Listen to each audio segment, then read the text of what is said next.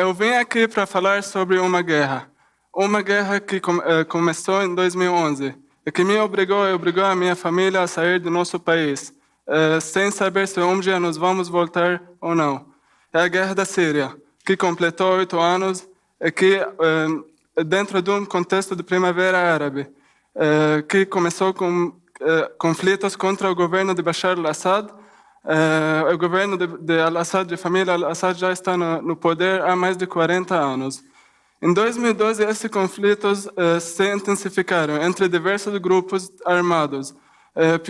Pioraram ainda mais com a entrada do Estado Islâmico no país. Estado Islâmico que aproveitou a fragilidade do país em conquistar territórios e recrutar soldados. Para mim e para minha família, a trégua veio em 2014, quando decidimos ir embora do país. Mas antes disso, tínhamos uma vida tranquila. Meu pai é engenheiro civil, era dono de uma empresa de elevador. Minha mãe é economista, era dona de uma agência de viagens. Minhas irmãs estudavam medicina e economia, já são formadas. Eu nasci em Alepo, uma das cidades mais antigas do mundo, uma das maiores cidades da Síria, com mais de 5 milhões de habitantes.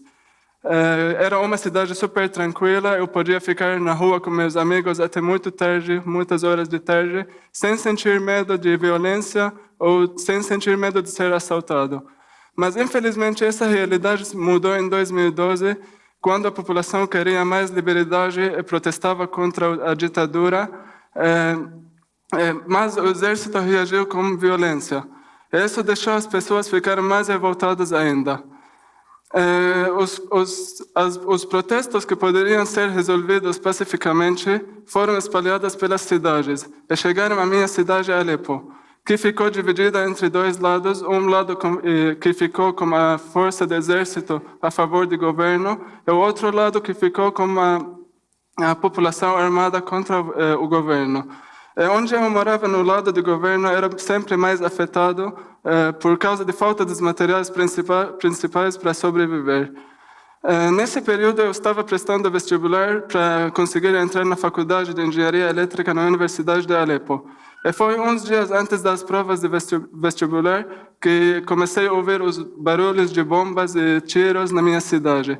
E depois desses dias ficou esses barulhos uma coisa tranquila, uma coisa normal, tipo uma coisa do nosso dia a dia. Tentamos sobreviver mais que um ano nessa situação, muitos dias sem águas, muitos dias sem energia elétrica, muitos dias sem gás, sem comida, e sem combustível, sem diesel.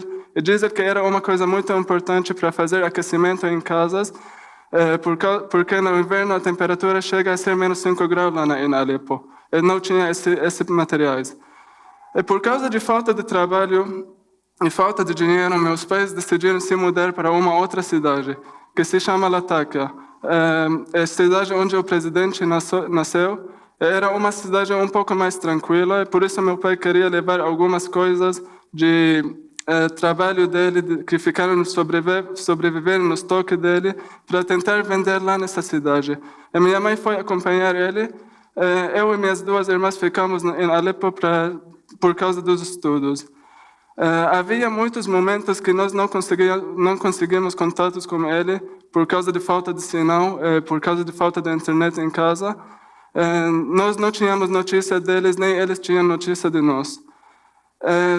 Eles, quase cada mês, mais ou menos, eles conseguiam ir e voltar nos ver em Alepo, porque era super difícil ir e voltar por causa de caminho, que era um caminho alternativo, porque o governo teve que fechar o caminho principal. Por isso eles demoravam muito tempo para voltar. Agora, em dia 15 de janeiro de 2013, era uma terça-feira, era um dia nacional dos exames nas faculdades do país. Todos os estudantes universitários iriam fazer o exame nesse dia. Eu fui acompanhar 2 amigos meus que iriam fazer esse exame nesse dia. Depois de 1 hora, mais ou menos, a gente foi na faculdade de arquitetura. Depois de 1 hora, mais ou menos, um amigo meu acabou a prova dele e saiu. E pediu para a gente ir resolver algumas coisas dele num bairro do lado da faculdade. Nós fomos embora e depois mais ou menos uns 15 a 20 minutos, ouvimos um barulho de bomba e umas fumaças saídas, e vimos uns carros de resgate carregando pessoas mortas e feridas, assim, muitas pessoas com sangue, assim. Foi quando nós entendemos o que havia acontecido, que foi uma bomba lançada bem onde a gente estava 20 minutos atrás, na Faculdade de Arquitetura. Essa faculdade que ficou desse jeito depois desse ataque, que morreu mais que 80 pessoas nesse ataque, foi ferido mais que 190 pessoas feridas. Eu tenho um amigo meu também, aquele amigo que estava fazendo a prova dentro da faculdade, ele sobreviveu. Ele conseguiu ligar para a gente e falar, por favor, ligam para meus pais, avisam eles que eu estou vivo, estou bem, não aconteceu nada comigo. Mas, infelizmente, depois de algumas horas, descobrimos que o pai dele, que estava esperando dele fora lá, da faculdade, foi atendido e foi morto. E a mãe dele, que trabalhava na faculdade do lado, também foi atendida e ficou de cadeiras de rodas. Eu acho que alguns de vocês já devem ter visto alguma notícia desse ataque nos jornais brasileiros, que apareceu aqui no Brasil. Depois desse ataque, meus pais decidiram sair do país. Meu pai tem um amigo sírio que mora há muito tempo no Brasil. Meu pai conseguiu contato dele, conversou com ele pelas redes sociais, perguntou a ele algumas coisas básicas sobre o Brasil. Uma das coisas que ele perguntou era como era a vida aqui, se tinha algum tipo de preconceito contra um árabe ou um muçulmano. O amigo dele falou que não, aqui está todo mundo livre no que ele é, no que ele acredita.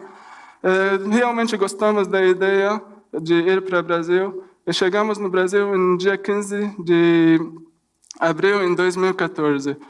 Chegamos em Campinas, sem saber falar nada de português, além de algumas palavras que a gente aprendeu pela internet, igual obrigado, alguns números, sem saber o que é Brasil, o que vamos fazer no Brasil, sem saber nada sobre o Brasil, além de alguns jogadores de futebol famosos, igual Neymar, Pelé. No começo, em 2014 mesmo, quando a gente chegou, eu comecei a trabalhar algumas coisas, e foi mais para aprender a língua o mais rápido possível, e mais para conhecer pessoas novas, ter amigos brasileiros. Eu trabalhei ao longo de 6 meses, até meus pais conseguiram abrir um restaurante em Campinas, chama Restaurante Castelo. Abriram esse restaurante. E nesse mesmo ano eu comecei o processo seletivo para fazer transferência de continuar meus estudos aqui na Unicamp. Eu recebi um e-mail em janeiro de 2015 que eu tenho que fazer um exame de transferência para conseguir começar os estudos. Que tenho que fazer esse exame em fevereiro de 2015. E como não teve muito tempo para me preparar e estava muito ruim em português, não consegui passar pela primeira vez, mas o coordenador do curso me falou que eu tenho outra chance para conseguir no segundo semestre de 2015.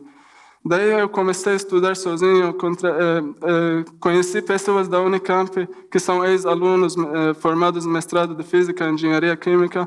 Eles me deram aulas particulares e me ajudaram muito para passar nesses exames. Realmente consegui passar no segundo semestre de 2015. Congressei oficialmente na Unicamp em agosto de 2015.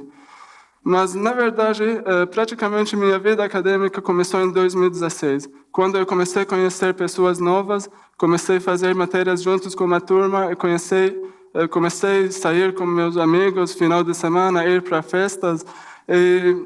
Essa é uma foto na festa.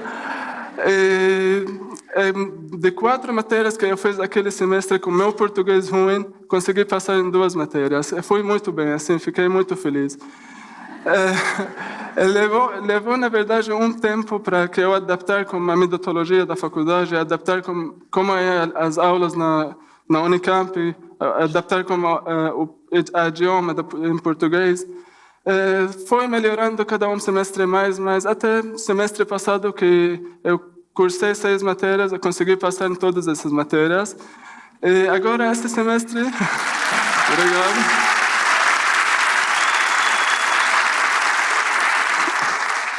E agora também, nesse semestre, estou tentando fazer mais 6 matérias. Estou fazendo 6 matérias. Estou tentando me esforçar para conseguir passar de novo. Nos dias que eu não tenho aulas de manhã, eu ajudo meus pais no restaurante que eles têm. E normalmente no restaurante os brasileiros costumam sempre elogiar comida árabe, comida síria. E sempre costumam fazer umas perguntas parecidas, igual como era a sua vida lá na Síria, estão acostumados aqui no Brasil, como está indo na faculdade, está tudo certo aqui com vocês. Sempre fazem essas mesmas perguntas. E normalmente sempre eles costumam elogiar meu português. Eu não sei porquê, mas eles sempre falam que seu português está bem. Acho que vocês brasileiros já ouvem muito notícias sobre a Síria, só que na verdade vocês não entendem muito bem o que está acontecendo de verdade lá. É uma guerra complexa. Entre diversos grupos armados brigam. Entre diversos grupos terroristas, grupos armados, exército, população civil. Apesar de ser um confronto interno civil, mas muitos países estrangeiros, igual Estados Unidos, Canadá, Turquia, Israel, se envolveram diretamente ou indiretamente nesse confronto. É uma guerra complexa, mas o que mais sofre, na verdade, são os civis, as mulheres, as crianças. Por exemplo, essa foto desse menino que apareceu nas mídias, em 2016. Esse menino era numa ambulância, estava numa ambulância depois de um ataque na minha cidade, em Alepo. Ele tem apenas 4 anos. E, assim, essa foto foi em 2016, depois de 2 anos que a gente saiu da Síria. A gente saiu da Síria, a guerra continua ainda lá, continua aparecendo essas fotos nas mídias, infelizmente. Depois que essa foto apareceu, muitos brasileiros, alguns que eu conhecia, alguns que eu nem conhecia, me enviaram mensagem pelas redes sociais, perguntando sobre esse menino, e falando que traz ele para cá, apesar de eu não conhecer ele, eles começaram a falar, traz ele para cá, a gente vai adotar ele, nós vamos cuidar bem dele, só por favor, traz ele para cá. Tipo, eu não sabia o que fazer, mas sabia que, na verdade, os brasileiros queriam ajudar de alguma forma. Ninguém me contou sobre a guerra, eu vivi essa guerra, senti medo, e perdi conhecidos, vi minha universidade ser destruída, vi minha cidade ser atacada, mas graças a Deus tive a sorte de sobreviver, de recomeçar minha vida aqui. Os brasileiros tratam bem os estrangeiros. Os brasileiros são legais, eles ficam mais legais ainda quando eu falo que eu sou da Síria. Eles assim, ficam muito mais legal e tentam me ajudar o máximo que eles conseguem. Hoje eu estudo uma universidade das melhores da América Latina e do melhor do mundo. Eu tenho amigos brasileiros, eu falo português, eu tenho uma namorada brasileira, minha família tudo trabalha. O mais importante de tudo que eu falei até agora é que eu vivo num país que não sabe o que é guerra. Shukran, obrigado.